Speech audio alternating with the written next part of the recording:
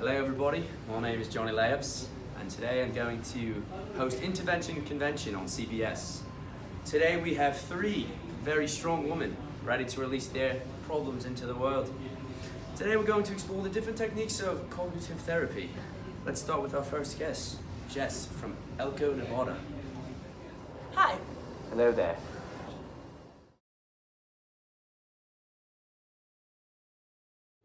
Hi, my name is Jess and I'm on the show because I've been diagnosed with symmetrophobia. This all began when I was in the 3rd grade and I spent 3 hours drawing a butterfly. It was perfectly symmetrical. And then someone threw a football at me and I threw up all over it. Ever since then, I've been terrified of symmetry. I love disorganization and nothing I do matches. Boy, do we have a problem on our hands. Let's talk about this as a group and really use cognitive therapy and really get it out. Symmetry should be a good thing. Everything's symmetric in life. It gives you order and it makes things feel clean, like making your bed in the morning. Like you can't make your bed with like half your sheets off. And like living in a house, like a house is square. It has a triangle on top. Like how are you going to be able to live in a house if you can't accept the triangle and the square? She's got a good point. Do you have anything to say? I'm just curious about what your circles look like. I don't know why you have to mock my disorder. Like honestly, like my circles, they don't look like circles because symmetry is stupid and it makes me more comfortable when things are not organized. I like visual disorder. Do you have a problem? Well, I'm just wondering how it felt to fail your unit of symmetry in school. And he was very, and it's someone who is like talking. No answer. Okay. Schools and the See, role of we really got our feelings out. Before you guys start hitting each other, we're going to move on to the next person. Isla from Las Vegas, Nevada.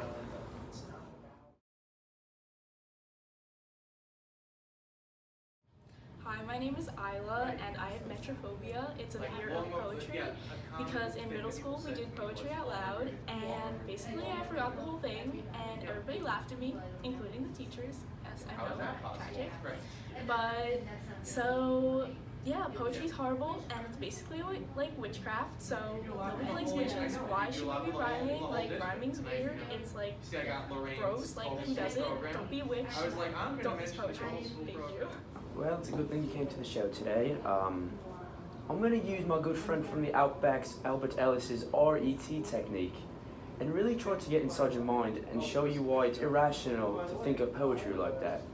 So, Isla. It's not irrational, it's witchcraft, like you can't not say it's Okay, witchcraft. yes, it's witchcraft, yes. So anyway, poetry is good for you. Everyone needs to get a good dose of it. Why does it scare you? Why do rhyming words fit together in a sentence? It doesn't make sense. That's not a natural thing. Like witchcraft, like literally witches do bad things. Yes, correct. But do you think the art of poetry will do something negative to you physically, mentally, emotionally?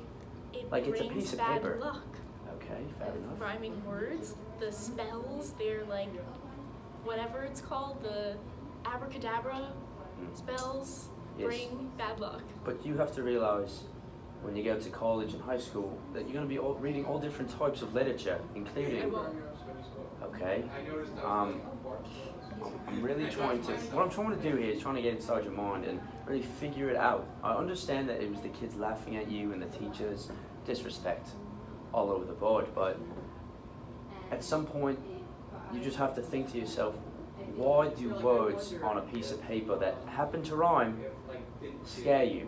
Why do you think they're negative? Why do you feel that it brings bad luck? I understand the witchcraft part, I understand that, but it's all about why. Everybody was laughing at me.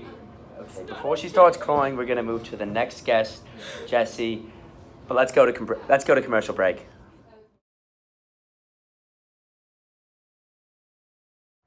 Here at SAIJJ Group Therapy, we have tons of resources to help you get through your issues. You get the opportunity to share experiences with people who care about your safety. We make you realize that you're not alone. Group therapy helps you use your learned social skills in order to make new friends. SAIJJ has helped me with my emotional issues. Growing up, I had a lot of family problems, but group therapy has shown me that I'm not the only one with these issues. Group therapy has changed the way I go through my day.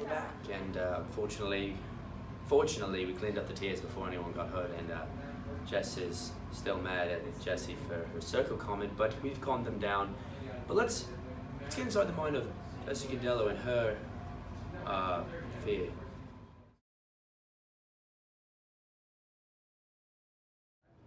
So I'm here because my mom told me to come because I hate magazines. I don't think my issue's that serious, but 2 years ago I was flipping through one in a doctor's office and I cut my finger, and now I refuse to read a magazine or a book or anything of that sort. Alright, so we've got a third problem of interest. Anyway, so magazines, yes, they could be scary, I see.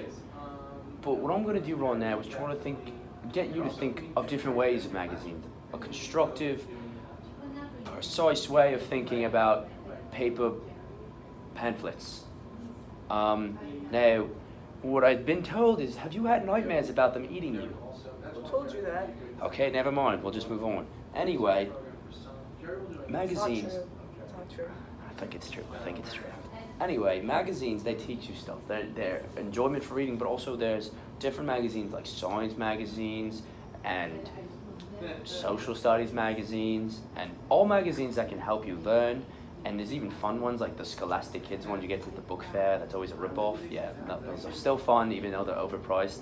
And the ones where you can find the little hidden items, you know what I'm talking about. Well, I know you're scared of them, but like people from where I'm from know exactly what I'm talking about. Shout out to the Outback.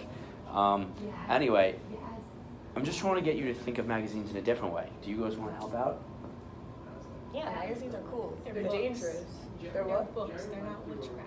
But they're dangerous. Okay. They're kind of cool. They can teach you about like pop culture and other things. I'll just read to learn.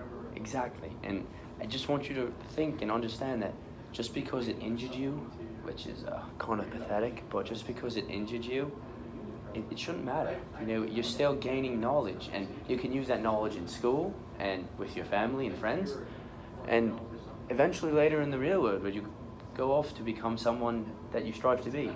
But I really think that you should start thinking about magazines in a new constructive way instead of the way that it hurt you. But I really hope that all three of you can get through your problems, and I hope that when you come back on the next episode, you guys are the people that are in this crowd watching 3 new participants, and you guys have gone over your fears. And yeah.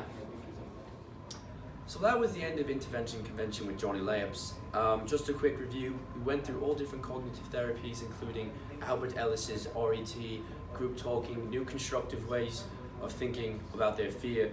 And I just can't believe that these 3 young, wonderful women were here and brave enough to talk about it. And I'm so happy that we got through with them. And thank you so much for having me. And that was a great time. Thank you very much. Welcome back, everyone. My name is Johnny Layups, as you know, and before we get on with today's episode, I am so thrilled to show you the progress of the 3 wonderful young women we had over a year ago in Isla, Jess, and Jessie, and let's just show you the progress right now. Hi, so in the beginning of the show, I found myself hating magazines, but now I've been reading them a lot more, and I've come to realize that there's a whole world of information that I was missing out on, and honestly, they're not that bad. Anything you'd like to say? Yeah. So I used to have symmetrophobia, but after this whole year of cognitive therapy, I'm able to now wear my hair matching, and I'm able to wear both sleeves of my clothes, and I like order, and I'm a much more organized person. And finally? I had metrophobia, and now I'm able to read poetry He's for getting there. fun. Do you like green eggs and ham? I do not like them, Sam I am. And there you have it.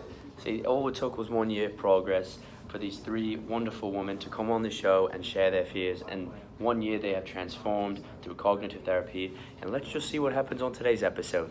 Thank you, Johnny Layups.